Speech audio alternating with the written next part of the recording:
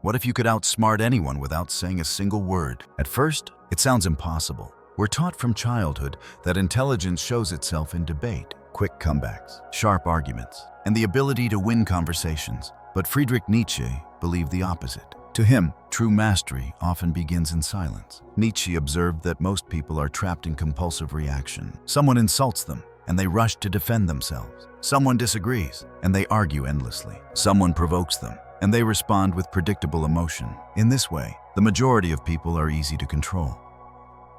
They reveal their insecurities instantly. Their words expose the very places they can be manipulated. But imagine the opposite. Imagine you refuse to play the game. When insulted, you don't defend. When provoked, you don't react. When baited into arguments, you meet the noise with silence. Suddenly, the dynamic shifts. The one trying to dominate you is left powerless, because power requires reaction. Without your energy, their control collapses. Nietzsche compared this to a duel. Most people enter with swords swinging, desperate to prove strength. But the true master doesn't draw their weapon at all. Their stillness unnerves the opponent more than any strike. Silence becomes the sharpest blade. Of course, Nietzsche's insight wasn't just about tactics. He tied silence to his larger philosophy of power, pride, and the creation of the self. He argued that constantly explaining yourself, defending yourself, or seeking approval is a symptom of weakness. The strong, by contrast, remain rooted in themselves. They don't need to persuade the crowd or beg for validation. Their silence speaks louder than arguments ever could. Consider a courtroom of public opinion. Most people rush to prove innocence when accused, hoping the mob will absolve them. Nietzsche would say this reveals slavery to the herd. The individual who remains silent, who refuses to kneel before gossip or accusation, shows a higher form of strength. They rise above the herd's morality, embodying what Nietzsche called the Übermensch, the one who creates values instead of bowing to them. This is why silence unsettles people so deeply. When you refuse to explain yourself, you break the script. The accuser expects defense. The manipulator expects outrage. The gossip expects reaction. But your silence denies them all. It forces them to confront their own weakness, because they cannot bend you to their will. Nietzsche once wrote, "He who cannot command himself must obey." Silence is self-command. It is proof that you are not enslaved by impulse or by the need for approval. It makes you unpredictable, untouchable, and profoundly difficult to control. So the question becomes, how do you practice this kind of silence?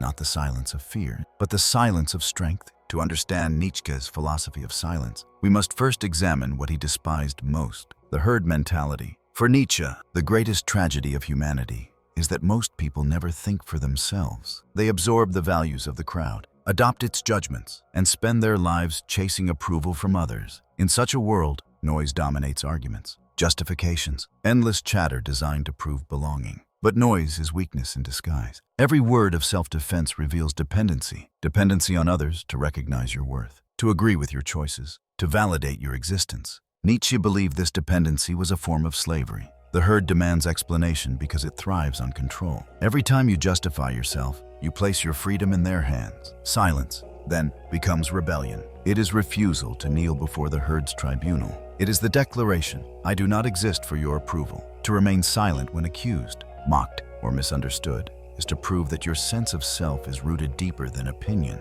And this terrifies those who live only through the eyes of others. Think of history's true visionaries. Socrates, accused in Athens, could have begged for mercy. Instead, he calmly drank the hemlock. Jesus, questioned by Pilate, remained silent before the crowd. Nietzsche saw in such moments not weakness, but immense strength. Their silence was not submission, but sovereignty. It revealed that no mob, no judge, no accuser had the power to define them. Nietzsche warned that most people cannot bear this kind of silence. The herd fears what it cannot label or control. When you refuse to explain, they grow restless. They call you arrogant, cold, or dangerous. But in truth, what they fear is not your silence. It is the freedom your silence represents. This is why Nietzsche insisted that the path to greatness requires breaking free from the herd. The Übermensch is not louder, but quieter. He does not waste breath convincing others of his worth. He embodies it. His silence is not emptiness, but fullness so complete within himself that no external noise can penetrate. Practical power arises here. In a world where everyone reacts instantly on social media, in conversations, in conflicts, the one who does not react becomes extraordinary. Silence unsettles, confuses, and ultimately dominates. The manipulator cannot manipulate. The accuser cannot control. The crowd cannot bind. Silence makes you ungovernable. Nietzsche wrote, "Become who you are." And who you are is not the echo of others' voices, but the source of your own. To outsmart without speaking is to embody this truth. It is to stand so firmly in yourself that no word is required. But Nietzsche also warned, silence alone is not enough. Without inner strength, silence becomes cowardice. The difference lies in what fuels it, fear or power. Nietzsche drew a sharp line between two types of silence, the silence of weakness and the silence of strength. Weak silence is avoidance. It is the refusal to speak because of fear, fear of conflict, fear of rejection, fear of standing out. This kind of silence is submission, and Nietzsche despised it. It hides in passivity, in the hope that by staying quiet, one can escape notice and avoid consequence. But strong silence is entirely different. Strong silence is not born of fear, but of self-mastery. It is the silence of someone who could speak, but chooses not to because they no longer need to. Nietzsche saw this as one of the highest forms of power, the ability to withhold, to restrain, to remain unmoved. Why is this powerful? Because reaction is predictable. Insults, provocations, accusations, all are designed to extract your energy. When you respond exactly as expected, you become a puppet of the provocateur. They set the stage, and you perform. But when you withhold, when you meet noise with silence, the script collapses. The manipulator is left exposed, their weapon useless. This is why Nietzsche compared silence to a form of strategic dominance. In a duel of words, everyone swings wildly, eager to score points. The silent one doesn't play, and paradoxically, by refusing to engage, they win. The opponent exhausts themselves against emptiness, while the silent figure remains unshaken, untouchable. Nietzsche connected this principle to his broader idea of the will to power. True power, he argued, is not domination over others, but mastery over oneself. The man who cannot command his tongue is enslaved by impulse. The man who can hold silence, even when provoked, has proven command over himself. And self-command, Nietzsche insisted, is the root of all greatness. Consider the battlefield of everyday life. A coworker tries to bait you into defensiveness. A friend makes a cutting remark, waiting for your outrage. A stranger online insults you, hoping to provoke. Most people fall into the trap, reacting instantly. But the one who remains calm, silent, unprovoked, this one holds the true advantage.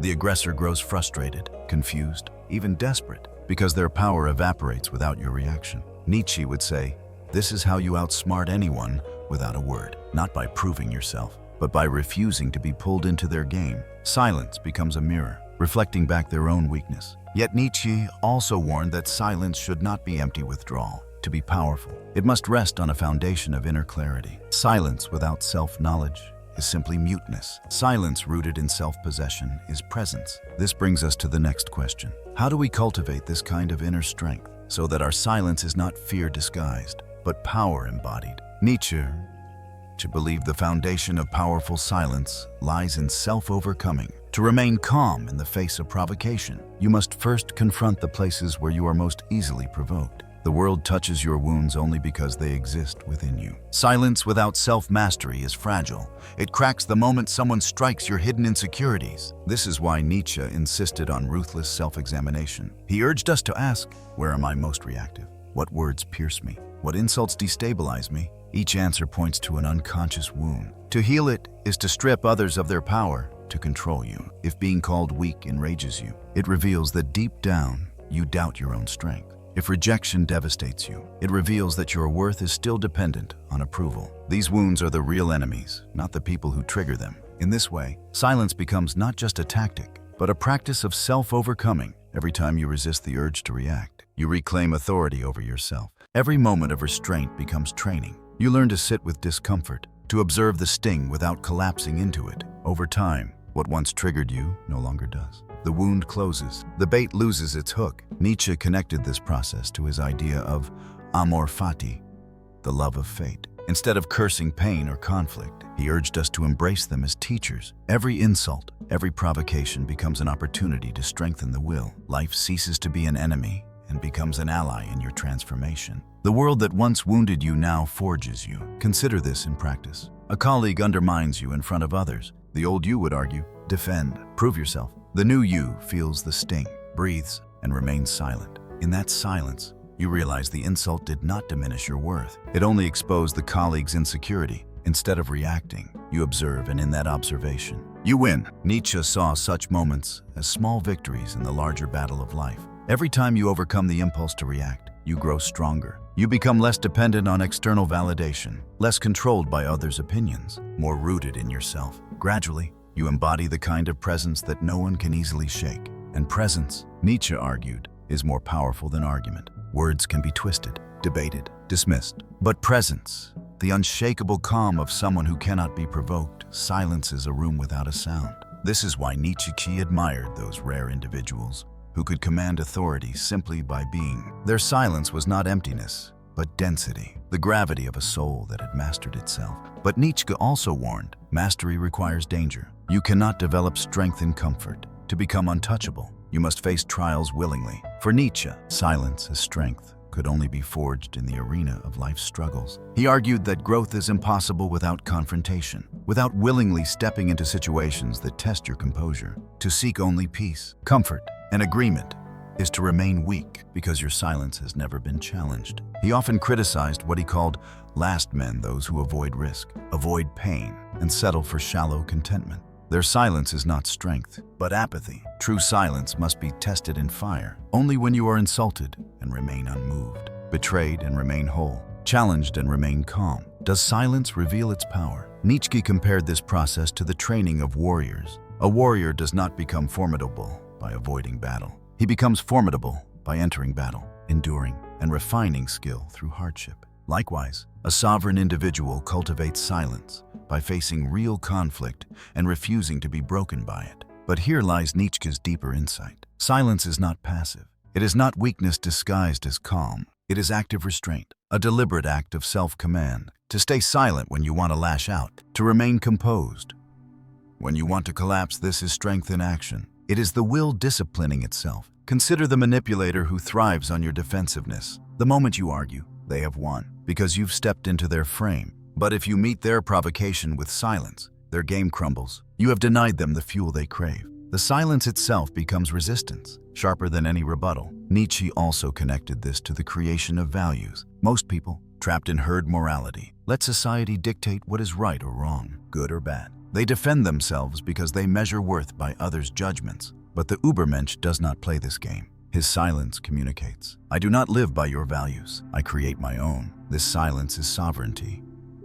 It frees him from the endless noise of moral policing. History provides vivid examples. Gandhi's nonviolent resistance silence in the face of provocation dismantled an empire's power, not through louder arguments, but through refusal to play by its rules. Or think of leaders who command a room with few words. Their pause is more powerful than speeches. Nietzsche would argue that their silence carries weight because it is backed by inner mastery, not fear. Yet he warned that silence must never become avoidance of life. To retreat forever from conflict is to stagnate. Silence has power only when it is chosen, not when it is default. To choose silence is to wield it as a weapon. To hide in silence is to be enslaved by it. The task, then, is not simply to be quiet, but to cultivate the kind of presence where quiet becomes louder than words. Nietzsche's philosophy of silence is not about withdrawal from the world, but about mastering one's presence within it. Presence, to him, is a form of power that needs no explanation. A person who has overcome the need to prove, argue, or defend radiates a weight that others can feel immediately. Their silence is not empty, it is charged. He contrasted this with the herd, who live in constant noise. Their conversations are filled with gossip, their arguments with insecurity, their debates with desperation to be right. They cannot stand silence, because silence exposes their lack of depth. When the noise stops, so does their illusion of importance. But the sovereign individual, the one Nietzsche admired, stands differently. In a crowd, they do not need to dominate with speech. Their stillness already unsettles. People sense that nothing can easily disturb them, that they are not waiting for approval or permission. Silence makes them unpredictable, and unpredictability is power. This connects with Nietzsche's broader vision of the Übermensch. The Übermensch does not waste breath trying to convert or persuade. He lives as proof of his philosophy. His silence is not retreat but demonstration. He has transcended the need for validation. To outsmart others without words is not to manipulate them, but to reveal by contrast their dependence on reaction. Consider a negotiation. Two sides argue heatedly, each desperate to win. The one who sits calmly, saying little, listening, observing this, is the one with true advantage. The silence pressures the others to fill the void. to reveal more than they intended. In this way, silence extracts truth more effectively than interrogation. Nietzsche would say, here, silence is intelligence made visible, even in personal life. This principle applies. When insulted, the herd reacts with anger. When accused, they scramble to justify, but the silent one refuses the bait. Their calm unsettles the accuser, who grows louder, more desperate, until their weakness is obvious to all. Without lifting a finger, the silent one has won. Nietzsche saw this as artistry. Words are cheap, but silence is costly. To hold silence requires discipline, self-knowledge, and strength. It is an art of restraint, cultivated through suffering and self-overcoming. And like all great art, it leaves a lasting impression. But Nietzsche also warned of a danger. Silence without inner strength becomes hollow. If silence is rooted in fear, it betrays you. People sense the cowardice beneath it. True silence must come from mastery, not from avoiding conflict, but from surpassing it. Thus, the challenge is not simply to stay quiet, but to cultivate the kind of self-possession that makes your quietness more eloquent than words. Nietzsche believed that silence, when wielded with mastery, becomes more than a personal defense. It becomes a philosophy of life. It is the mark of one who has transcended dependency on the herd, one who has learned that the loudest voices are often the weakest, and that true strength needs no announcement. He urged us to see silence as a mirror. When you refuse to react, you reflect others back to themselves. The manipulator sees their games collapse. The insecure see their noise exposed. The herd, desperate for conformity, confronts the unsettling fact that you will not kneel to its demands. In your silence, they meet their own fragility. This is why silence often provokes hostility. People accuse you of arrogance, of aloofness, of being difficult. But Nietzsche would say these accusations reveal not your weakness, but their discomfort. Your silence shows them a freedom they do not yet possess. The freedom from needing to be understood, defended, or approved. Nietzsche connected this with his famous idea of the eternal recurrence, the thought experiment asking whether you could live your life over and over again, exactly as it is. To achieve this state of affirmation, you must be so rooted in yourself that nothing external sways your core. Silence is practice for this. Every time you refuse to react, you affirm your independence from circumstance. You show that your center lies within, not in the shifting opinions of others. Practical life reflects this truth. Leaders who speak sparingly often command more authority than those who never stop talking. Partners who refuse to argue over every slight maintain relationships with deeper stability. Individuals who resist the pull of online outrage cultivate peace, while others burn in endless noise. In all these cases, silence is not absence, it is presence, magnified. Nietzsche admired those who embodied this presence. He saw in them the seeds of the Übermensch, not a superhuman with supernatural power, but a human who has transcended weakness, illusion, and dependency. The silent one is free because they no longer need to prove themselves. They embody their truth without demanding recognition. And so, silence becomes more than a tactic. It becomes a way of being, a refusal to be enslaved by reaction, a declaration of sovereignty, a strategy that outsmarts not by trickery, but by demonstrating mastery over the self. Nietzsche's challenge to us is simple,